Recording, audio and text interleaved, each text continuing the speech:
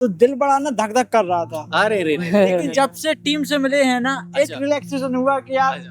सब अपने ही हैं। मैं अपनी बताऊं तो बुंदेलखंड से आता हूं। निवाड़ी जो अपने एमपी का सबसे बड़ा, सबसे छोटा और सबसे नया जिला है, उस जिले से बिलोंग करता हूं। लेकिन अभी हाल में मैं सागर एमपी में हूं। एक जॉब चल रही है मेरी, तो उसी के लिए हूं।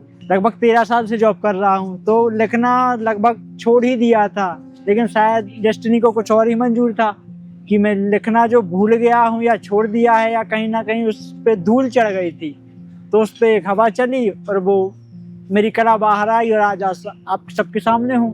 क्योंकि कल जब तक यहाँ आपके साथ पहुँचे नहीं थे, तब तक काफ़ी चीज़ें दिमाग में आ रही थी। जब सफ़र में था तो सारे दिन बस में बैठा रहा, तो सोच रहा था कैसा होगा, क्या होगा, किससे बात करेंगे, क्या मिलेंगे, क्या कहेंगे।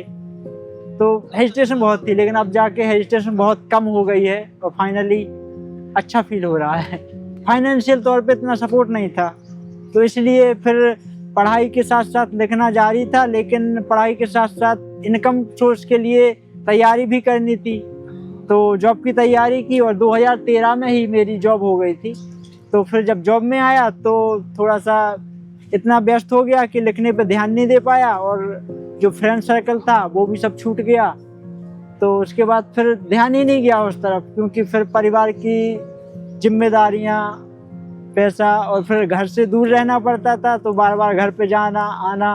और माताजी बाबूजी थोड़े वृद्ध हैं, तो फिर उनको भी देखना, दवा भी बीच बीच में कराना, अस्पताल ले जाना, तो फिर ध्यान नहीं गया। लेकिन जब समय के साथ साथ ईश्वर का आशीर्वाद मिला, सब कुछ ठीक हुई चीज़ें, और आप लोगों का साथ मिला, कुछ और कलीग्स मिले इस टाइप के कि उनको भी इंटरेस्ट था इस चीज़ में, तो फिर लगा कि यार अपनी जो थी अंदर से कुछ उस पर काम करना चाहिए। क्योंकि हम लोगों के पास शायद जहां हम रह रहे थे वहां पे कोई ऐसा प्लेटफॉर्म नहीं था कि हम सबको अपनी कला दिखा पाएं या इस लेवल पे आ पाएं। तो हैवेल्स ने वो मौका दिया है कि भाई अगर आपके अंदर कोई टैलेंट है तो आप आइए और चमक जाइए। एक बार हम गए थे बारात पारमुआ की पाती, ऐसो स्वागत बहुत तो सबको कसर रही जूता की, ताकि बड़ो आदमी मोड़ी बारो सुन सुन के खुश बहते बहते मिले हमें लूटा गिलास जा मनसा करके गए थे।